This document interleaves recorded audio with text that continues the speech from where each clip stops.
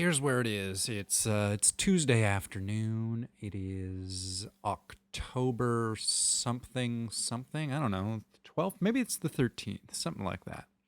Anyways, it's the middle of the afternoon. I'm just sitting here.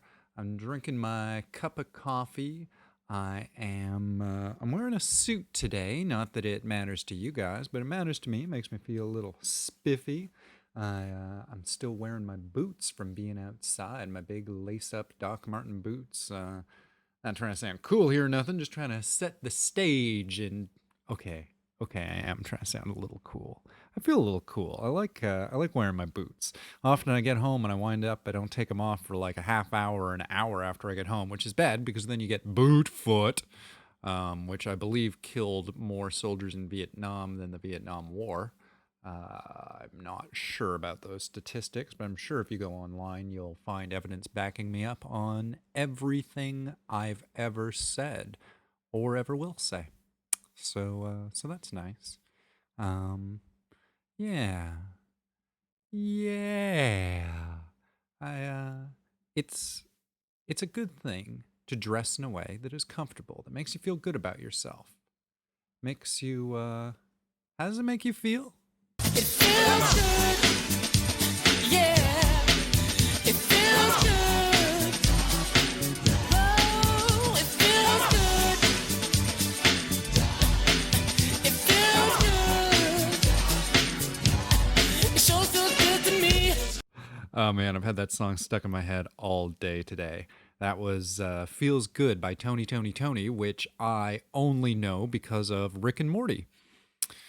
Once again, if you're listening to this podcast, I can't imagine that you don't know who I am, and that you don't know what I'm talking about. I am Hank Pattison, your host. I didn't say that right off the bat, but like, how are you listening to episode 3 of this and like not seeing my name? Anyways, you know who I am. It's still fun to say. And I bet you know who Rick and Morty are. Rick and Morty, that was going to be a grammatically intense sentence. Rick and Morty are a grandfather and grandson.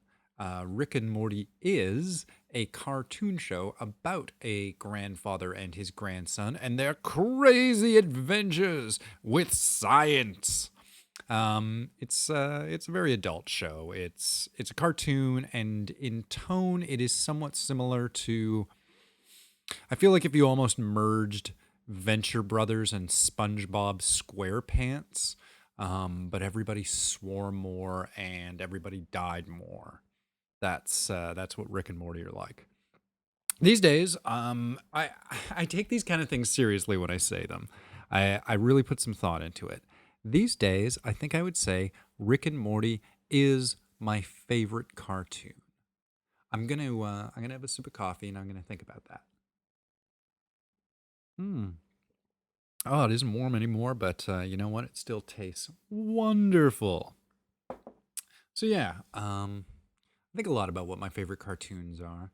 I know when I was a kid, one of the things I was first super into was the Warner Brothers cartoon, specifically the stuff that Chuck Jones would animate.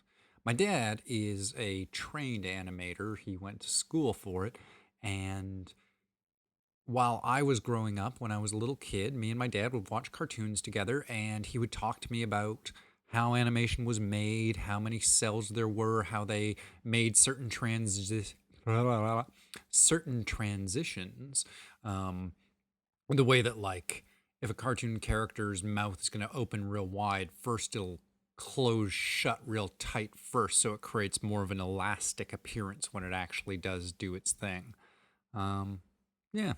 So, so I've always been kind of a nerd about animation. I just always assumed that everybody was the same way. I guess much in the way that if you grow up like inside a religion and everybody that you know is into that religion, and then you go out into the world and you just sort of assume that your religion is the right religion. Everybody knows that, and like maybe other people follow false religions, but those people are just jerks. And like if you actually told them the truth about the real religion, the one that you've been raised with your whole life, then they would understand. I think most people, that's how I feel about cartoons. That's how I feel about Warner Brothers animation. that is my version of Catholicism. Um, I also sort of feel the same way about Batman, except my dad wasn't into Batman. My dad was really into, I think his biggest comic book characters, two biggest comic book characters were Conan and Jonah Hex. Um, both characters that should and could be written very well by some of my favorite writers. Um, just now that as soon as I said Jonah Hex out loud, I was like, why has Garth Ennis never done a Jonah Hex comic? Garth Ennis would write the greatest Jonah Hex comic I had ever read. It would be a badass motherfucker. Whatever. Those are the comics my dad liked. I wasn't super into those comics growing up. I've never really been a Conan fan. Man, I'm really getting off track here. What was I talking about? Rick and Morty? Anyways, I do have a real appreciation for sort of horror Western books. Again, like Preacher is one of my favorite comics, and that's not what Jonah Hex is. But my point is, I grew up watching cartoons and with the idea that cartoons were really important. And throughout my life, if you were to ask me what my favorite cartoon is, I would probably be able to give you my top 3 or 5.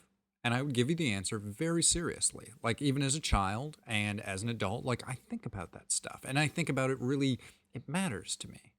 I don't know why, it just kind of does. But Rick and Morty is awesome. It's really smart. It's really satirical. It's sort of. Sometimes I think that the Simpsons seasons that I grew up with, the ones that are my favorite, seasons 2 through 9, I feel like they culturally, they are to the mid 90s what Mad Magazine was to maybe the 50s and 60s. The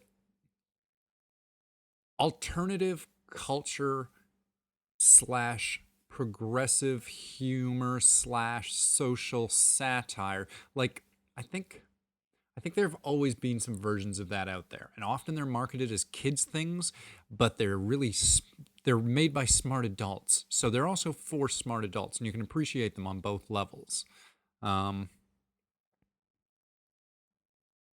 Totally lost my train of thought. Mad Magazine, Rick and Morty, The Simpsons, satire, social stuff. Anyway, yeah. So like that song, "Feels Good" by Tony. That was featured on an episode of Rick and Morty just recently. You're really going for it over there, huh? I think those people were just hiding. I don't give a shit. Okay, Morty, now you're just shooting corpses. How do you like this? Okay, buddy. All right, that's good. Good job. Time to go home. Oh, they are simply charming, are they not? I love those guys. Yeah, so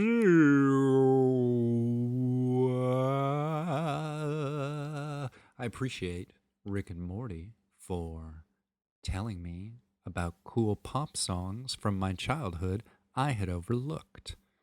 I do not appreciate Rick and Morty ending their season and putting out a little.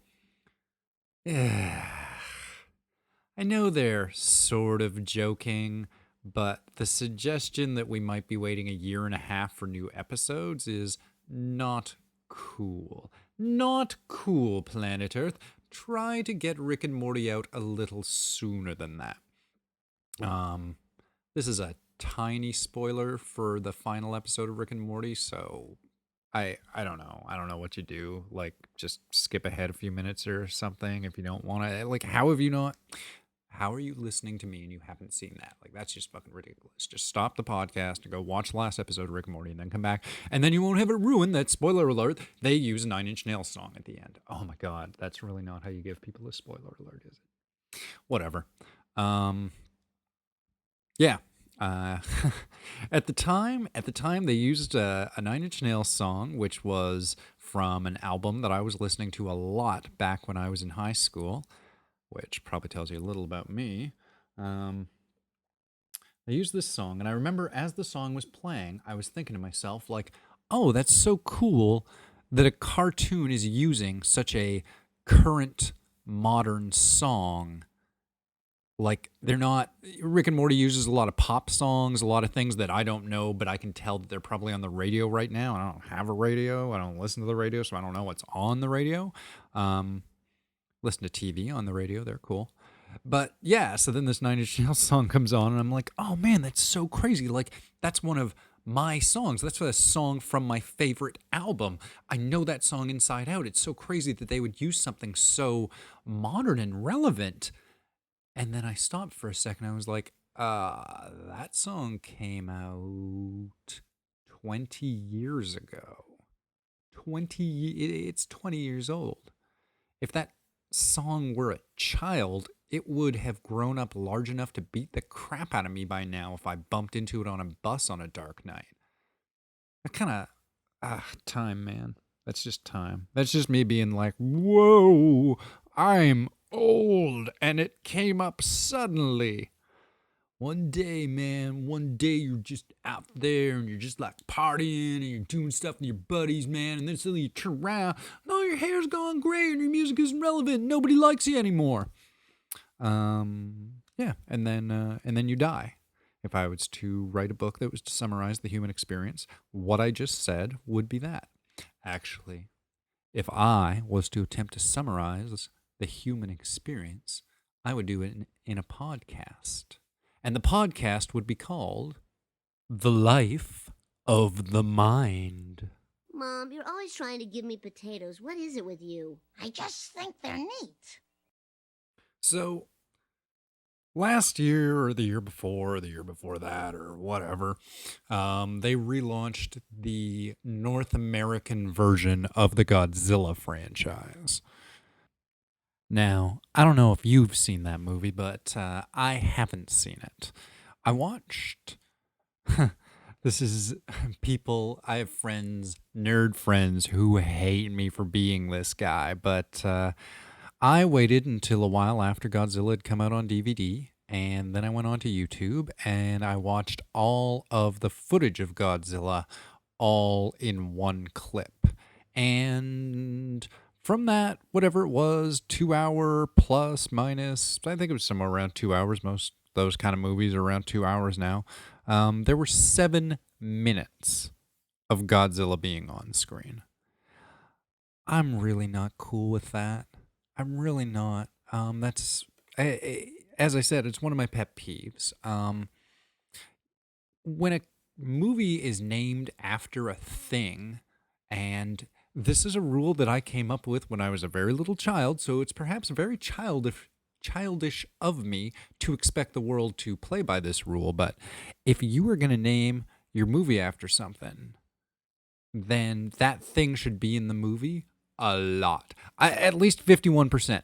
At least 51% of the screen time, it should be involved in 51% of the screen time. I'm not just talking about, it should be on screen for 51% of the movie. That's a complicated way of saying that. And you know, I'm sure you're just sitting there thinking of all your little reasons of like, but heck, what about Jaws? That's a classic horror suspense movie.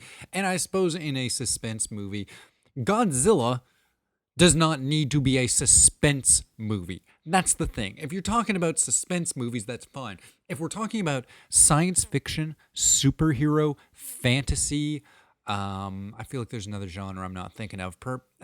Horror is always the one where, like, okay, I accept that, like, Candyman is not going to be the dominant character in Candyman. He might be the thing that drives the plot forward, but he'll probably have only a handful of lines of dialogue compared to the people he's killing off. And I think that's true for a lot of horror characters. But I don't know. Like, maybe I'm writing myself into a corner here, but when I found out that the guy who got to direct the new Godzilla movie, and, you know, like, damn my soul to hell for not going on to Google to look this up so I can say his name right now, but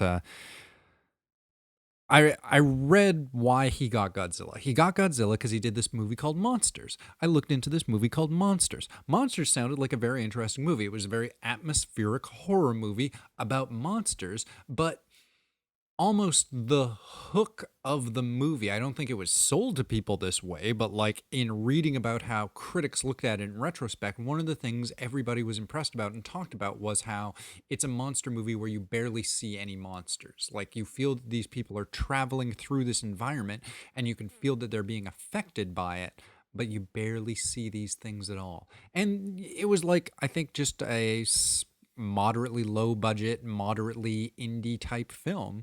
So that's cool. But then when I found out that was the guy they were giving Godzilla to, I just had this bad feeling. I had this feeling of like, you're hiring a minimalist. You're hiring a monster minimalist. And I don't want a monster minimalist. I want a monster maximalist. I I'm talking too much about things I haven't seen here. I guess I've sat through a couple of the Transformers, the Michael Bay Transformer movies. I can't think of if I've watched any of them. I might have watched one with riff tracks on. Maybe even a couple of them. I don't know. I know I've seen all the cinema sins for all of them, and those get pretty long after a while because they are terrible. They're sinful movies. Whether or not they're terrible, I mean, art is art, man. If you entertained 2 billion people for a half hour, that's really more than most other pieces of art in the history of our culture will ever do. So, I don't know, man. I mean, it's hard to really go at things. But here's the thing, like in the Michael Bay Transformers, I'm not specifically a fan of them in the way that I am a fan of things, you know? I mean, I'm clearly a fan of Rick and Morty. I'm a fan of my own voice, which is why I keep this lovely podcast going. To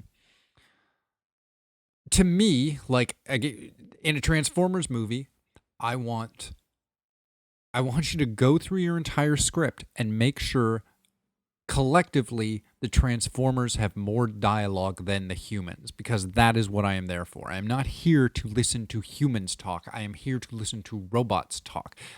If I want to hear humans talk, I can see 99.99999% of every other movie out there. If I'm going to a movie called Transformers, it's because I want to see Optimus Prime sitting down with fucking Beetleborg saying blah blah bleep blork blork about shimmy shammy shumel. Like, I don't know. I mean, again, I'm not really a Transformers guy. I went through a phase of that when I was a kid, and I always thought the cartoon was kind of stupid, which is sort of heresy amongst nerds, like saying you're not into Star Wars, which I'm not super into. I don't know what the thing is there.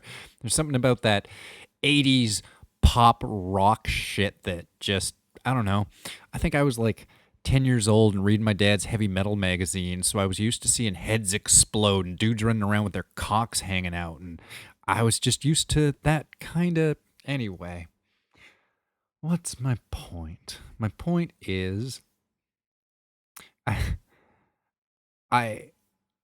use certain references way too much, or like there's so many types of movies where I just basically will say, yeah, I want that thing, but Reservoir Dogs. And like my Transformers is like, yeah, you know the opening scene of Reservoir Dogs where all the guys are just sitting around talking? I want that. Except it's giant fucking robots and they're talking about whatever. And then at some point there's a big battle, or I don't know. I don't even need big battles. I just need concise, specific action driven by interesting characters who are the thing they are supposed to be. I want to go to a Transformers movie and see a little kid save the day. I ain't into seeing a little kid save the day. I can see little kid saves the day if I want to see that. I want to see Transformers save the day. Similarly, if I'm going to a Godzilla movie, I want to see Godzilla doing stuff. I want to see a bunch of dudes talking about Godzilla. I don't want to see a bunch of people having emotions about the effects of Godzilla. There are a lot of ways you can do that. This is cinema. You can sell a message. Pictures speak louder than words. Wait, is that really it? I was trying to think of a picture is worth 1,000 words. Do pictures speak louder than words? Is that a saying? Do people say that? Anyway, you can show stuff. You don't have to have an entire scene of people being like, oh my God, this thing happened and I feel this way about it. I've seen so many movies where it's just like, you just hold for a second on a person's face and they show a little bit of emotion and you get it. You get that person is affected, or you touch the humanity, and that's almost more important. You don't need to be told, I am sad or I am traumatized by a character. You just need to see it. You need to see a real, authentic human, and this is why a professional actor is necessary. They have that moment, and then you see that reflection, and for a moment, you see what that's like. That's all you need. You don't need huge plotting, but it's cheaper. It's cheaper to have a bunch of people talking than it is to have a CG construct, well rendered, demolishing everything inside. I'm sure the Godzilla stuff was super costly to do because it was all done in CG, and I guess that's just how you have to do it now. If fucking Mr. I don't even know whose studio it is. I'm so terrible right now. I want to say if Mr. Warner's Brothers himself walked into my apartment and offered me Godzilla and said, "What are you going to do with it?" I would say, "We're going to build a giant miniature city. We're going to put a dude in a foam suit fighting other dudes in foam suits, and then we're going to CG the hell out of that. And we're going to make it look badass. We're going to make it look both, and it's going to be somewhat manageably cheap, but when you go to this movie, you're going to get this movie."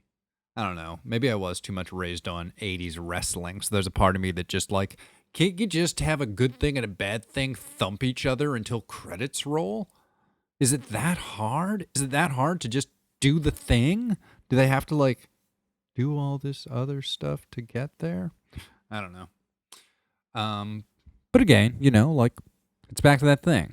If people enjoy it, I hate saying this, but in the terms of literature, in the terms of art, cinema, if people enjoy it, then it's worthwhile. And if it makes money, I guess money isn't really trustworthy because, like, corporations sort of fund their own art sometimes. Or, like this movie did well because it was well advertised, or this movie did well because, I don't know. I mean, I guess it's important when people like a specific person who's in it. I think I can understand that more. Again, that thing about having an actual connection with a relevant experience, and that is what an actor is meant to give you.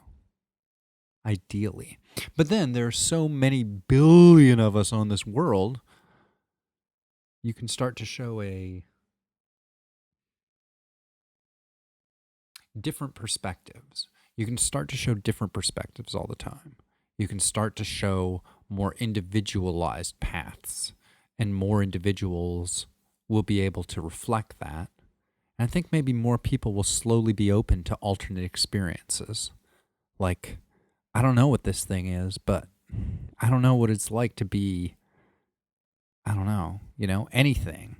I don't know what it's like to be a poor kid growing up in rural China. I don't know what it's like being a poor kid growing up in fucking the middle of nowhere Poland. Poland. Did I actually say that? I am Polish. I've never said that before. That's sort of like calling it Germandy. Germania, boy. Poland. There we go. See, I can say a word. Yeah. I think it's more interesting to see that kind of thing. Like, I've seen enough movies about the high school experience in North America. I want to see something else. I want to know what it's like to grow up somewhere. Do I? I mean, I want to see it in an entertaining way. I guess that's the thing. I know there's movies out there where like, oh, you can just go watch a bunch of Polish films if you're all big on Polish films all of a sudden, which you've never mentioned ever before. Talking to myself in the second person. But I want them to be good, I don't want to just experience like, oh, let's watch a bunch of foreign films. I want to watch good, and I'm sure there are. Once again, I'm digging myself into a corner, painting myself into a hole here. I'm complaining that there aren't enough things for me to experience, and at the same breath having to explain that I am too lazy to seek them out. Go back to fucking talking about watching the same cartoons 1,000 times over again, but whatever, man. I like cartoons. I want you to forget about guarding the stupid sugar. You're being completely paranoid. Oh, am I? Am I really? Aha! Hello. All right, pal. Where'd you get the sugar for that tea? I nicked it when you let your guard down for that split second. And I'd do it again. Goodbye. Something else I wanted to talk about real quick was the Suicide Squad trailer. I've been meaning to talk about this. It came out months ago, but it was, I like talking about movie trailers in a podcast. That's what you do. So I really liked the look of the Suicide Squad movie. I'm really happy with every direction they've gone in it. I don't care how weird it all looks. I can embrace all that stuff. I don't care if it looks like it's, dumbed down crap for the MTV generation or fucking whatever you want to call that. It's crazy tattoos and urban styles. I don't like that in my superhero movie. Whatever. I just don't want it to be boring, I found Age of Ultron. I said it quietly, like other people won't hear it if I whisper it. I just found it kind of boring, and I just don't want to be bored anymore. That's all I'm asking for. I just don't want to be bored. So I'm cool with it. My one big critique of the trailer is the music. The music of the trailer, and I recognize that trailers are designed. Here's the thing. The music is clearly designed to, when you're creating a trailer, and I know specific companies create trailers for movies, directors and people like that, they don't make their own trailers. Companies make trailers, and it's just a couple of companies, and I'm sure a handful of editors who work at them who know what they're doing. What they're doing is a trailer. A trailer isn't for fans. A trailer, they can do a trailer for fans, sure, but your average trailer needs to be seen by everybody, and it needs to say, if you've never heard of this thing before, what will make you interested in seeing it? So that's why all sci-fi movies use the blah sound effect, is because everybody saw Inception. So when trailers want to say really subtly, hey, this movie's kind of like, remember crazy, you don't know what's going to happen next sci-fi sort of ideas? The blah is like a shortcut to that. In a similar way, I found the music of the Suicide Squad trailer very, very reminiscent of the music from the Age of Ultron trailer. Taking a pop song or a children's nursery rhyme and turning it into something spooky and dark. And I think it was their way of advertising the Suicide Squad to say, if you liked Age of Ultron, here is more like that. It's shorthand for superhero stuff. I wish they'd gone the other way. I wish they'd gone a full pop culture radio hits kind of thing, like what Guardians of the Galaxy did. Not that I was a huge fan of the music in Guardians of the Galaxy. The only thing I really, really loved on it is the Jackson 5 track, and that's easy money. Of course, it's one of the greatest songs of all time. You put it in your movie, people are going to say, hey, that's one of the greatest scenes of all time, because it has one of the greatest songs of all time. It feels a little cheap to me. What I liked about most of what Quentin Tarantino does is that he uses forgotten pop songs. Once he's used a forgotten pop song, it is no longer forgotten. So you are no longer recovering an old forgotten gem. You're just doing this thing this other dude did. A thing can only be done once, I'm sure there's a handful of songs out there which have been used in many, many, many, many movies. But, I don't know. There's so many songs out there. Anyway. Ranting at the stars over here. Just complaining and yelling. Well, not really. But I am out of coffee. So, I believe it's time I bid you adieu. Once again, I am Hank Pattison, and this has been The Life of the Mind.